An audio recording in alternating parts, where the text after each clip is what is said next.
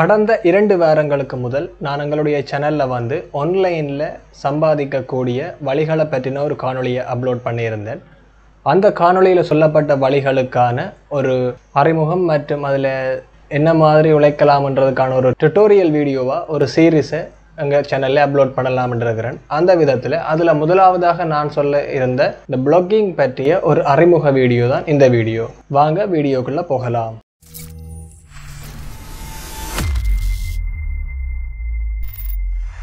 நண்பர்களுக்கு வணக்கம். நீங்கள் எங்களுடைய சேனலுக்கு சப்ஸ்கிரைப் பண்ணியிருந்தீங்களா உங்களுக்கு மனமார்ந்த நன்றி.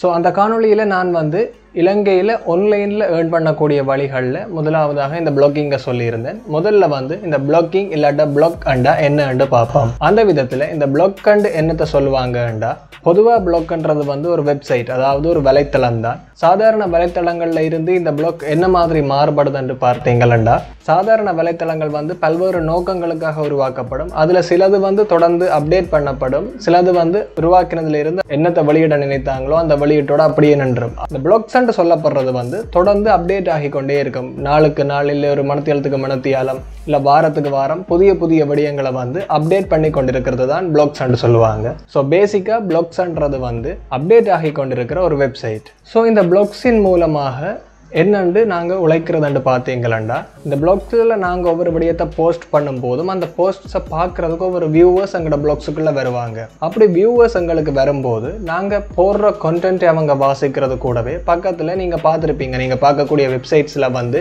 சின்ன சின்ன ஆட்ஸ் ஷோ ஆகும். அந்த ஆட்ஸ் மக்களுக்கு ஷோ ஆகுறதன் மூலமாக அந்த ஆட்ஸில் மக்கள் கிளிக் பண்ணுறதை பொறுத்து மற்றும் எத்தனை பேர் அந்த ஆட்ஸை பார்க்குறாங்கன்றதை பொறுத்து அந்த கண்டென்ட்டை எழுதின பிளாகருக்கு வந்து ஒரு குறிப்பிட்ட அமௌண்ட் வந்து ஒரு ஆட் ரெவன்யூவாக போகும். இதுதான் பேசிக்காக இந்த பிளாக்ஸினுடைய கான்செப்ட். இந்த பிளாக்ஸின் மூலமாக எவ்வளவு உழைக்க முடியும்ன்ற ஒரு டவுட் உங்களுக்கு வந்துச்சுதாண்டா, உங்களுக்கு வர்ற வியூவர்ஸையும் அந்த வியூவர்ஸ் அந்த ஆட்ஸில் கிளிக் பண்ணுற ரேட்டையும் பொறுத்து உங்களுடைய இன்கம் வந்து வேரி ஆகிக்கொண்டே போகும். உதாரணத்துக்கு சொல்ல போனால் பிளாக்ஸின் மூலமாக லட்சக்கணக்கில் உழைக்கிறவங்களும் இருக்கிறாங்க.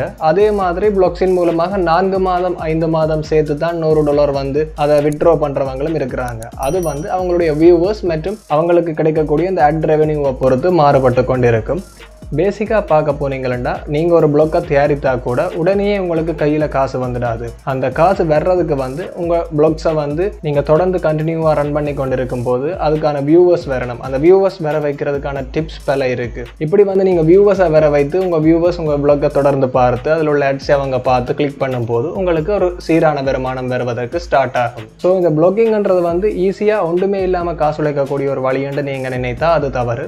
இதில் கூட நீங்கள் பணம் சம்பாதிக்கணும்னா உங்களுடைய உழைப்பை கட்டாயம் போட்டே ஆகணும். அப்புறம் இந்த பிளாக்ஸை வந்து ஸ்டார்ட் பண்ணுறதுக்கு, அதாவது இந்த ஒரு பிளாகை கிரியேட் பண்ணுறதுக்கு வந்து எங்களுக்கு ஏதாவது பணம் செலவாகுமான்னு பார்த்தீங்களா, அது நீங்கள் செலக்ட் பண்ணுற மெத்தடை பொறுத்து தான். இப்போ உங்களுக்கு ஒரு பிளாக் கிரியேட் பண்ணணும்னா அதுக்கு ஃப்ரீயான வழிகளும் இருக்குது, அதே மாதிரி காசு கொடுத்து செய்யக்கூடிய வழிகளும் இருக்குது. அதுக்கான வித்தியாசத்தை இப்போ நாங்கள் பார்த்தோம்னா, ஃப்ரீயான பிளாக்ஸை கிரியேட் பண்ணக்கூடிய ஹோஸ்ட் இருக்கிறாங்க. உதாரணத்துக்கு கூகுளினுடைய பிளாக் ஸ்பாட், அதே மாதிரி வேர்ட்பிரஸ், விக்ஸ், இப்படியான ஹோஸ்ட் வந்து ஃப்ரீயாகவே உங்களுக்கான ஒரு பிளாகை கிரியேட் பண்ண அலோவ் பண்ணுவாங்க. ஆனால் அதில் வந்து அவங்களுடைய ஆட்ஸ் ஷோ ஆகும். அது மட்டும் இல்லாமல் உங்களுக்கு வந்து கஸ்டம் டொமைன் கொடுக்க முடியாது. உங்களுடைய அந்த வெப்சைட் இல்லை அந்த பிளாக்கினுடைய நேம் வந்து, உதாரணத்துக்கு நான் ஒரு பிளாக் கிரியேட் பண்ணுறேன்டா அது VelKaja.blogspot.com தான் இருக்குமே ஒழிய VelKaja.com நான் கொடுக்க முடியாது.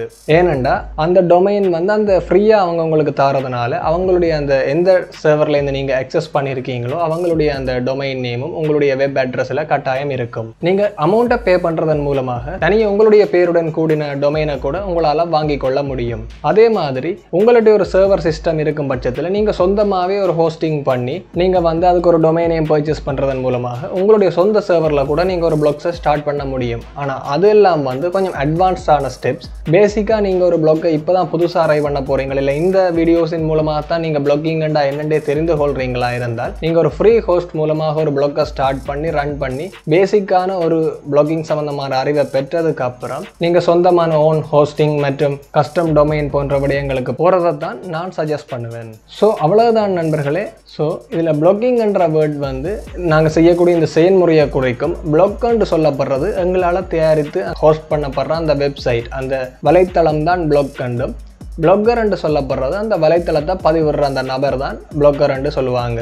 இதுதான் இந்த பிளாகிங் சம்பந்தமாக உள்ள டேர்ம்ஸினுடைய விளக்கம். நான் இந்த அறிமுகம், அதாவது இன்ட்ரடக்ஷன் டு பிளாகிங் இந்த காணொலியில் வந்து நான் சொல்ல வந்த விடயங்கள் இவ்வளவு தான். இதுக்கடுத்து ஒரு பிளாகை ஒரு கூகுளின் மூலமாக கிரியேட் பண்ணுறது எப்படி, அதில் கூகுள் அட்சென்ஸை ஆட் பண்ணுறது எப்படின்றதெல்லாம் பார்ட் 2 வீடியோவில் போடுறேன். ஸோ இந்த காணொலி உங்களுக்கு பிடித்திருந்தால் மறக்காமல் லைக் பண்ணுங்கள். இந்த காணொலியை பற்றின கருத்துக்களை கமெண்ட் செக்ஷனில் தெரிவியுங்க. மற்றும் இந்த காணொலியை அனைவருடனும் ஷேர் பண்ணி சேனலுடைய வளர்ச்சிக்கு ஆதரவு தாங்க. மற்றும் ஒரு காணொலியில் உங்களை சந்திக்கும் வரை உங்களிடமிருந்து விடைபெறும் நான் VelKaja. நன்றி, வணக்கம்.